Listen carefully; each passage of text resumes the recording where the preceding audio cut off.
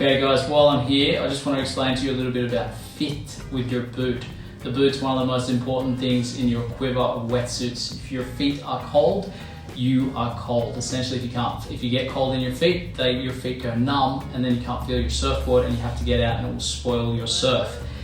That primarily happens when the boot is too small. If the boot is too big, they don't get as cold as quick, but they get sloppy, and we don't want that either. So use the size guide properly, and then you should get the right size. I'm just going to show you how to put the boot on and take the boot off, and a few other things about fit once it's on. So you can turn it inside out like that, but make sure when you put it in, if you notice, I'm slipping it back so that you're not doubling the rubber, because if you double the rubber, it's twice as hard to get on. Don't pull too hard on the back lever here. It's there to help you, but it's not there to use a great amount of force. So just help you slide it on there. Once your foot is in the boot, you pull the strap over, and you pull it over so that it's nice and firm, but don't yank it. Again, this is a neoprene product.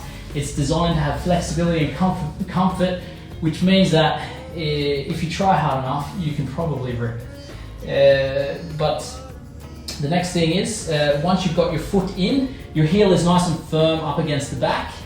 You want to make sure it's nice, if it's perfect, when your toes are just touching the end. But if you're familiar with ski boots, you don't want that to have pressure. So if you look at when you put something against it, you get the white, if you put your finger up against it, you get white on the end of your finger.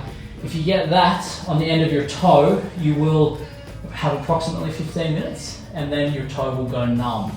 So you want it to touch but not be too firm and not to be too baggy. If we follow the centimetre guide, you should be good. This is how we get them off. Take off the strap, make sure we do that, and then we push down with both fingers on the back of your heel, a bit hard to show here, and then get your heel just free. And once you get your heel free like that, you can go a little bit along.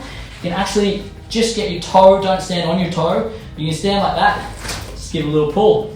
Helps if you've got an Ocean Earth wetsuit bucket, so that or a Ocean Earth wetsuit bag to stand on, so that your boots are not on gravel or stone. Of course, that will keep them in better condition longer. One last thing, we talk about the sole. These will wear out. If you're walking for 500-600 meters from your car to the surf, if you start realizing that your feet is getting cold, it's because these boots are designed to feel your surfboard through them. So as the neoprene compresses, they get colder.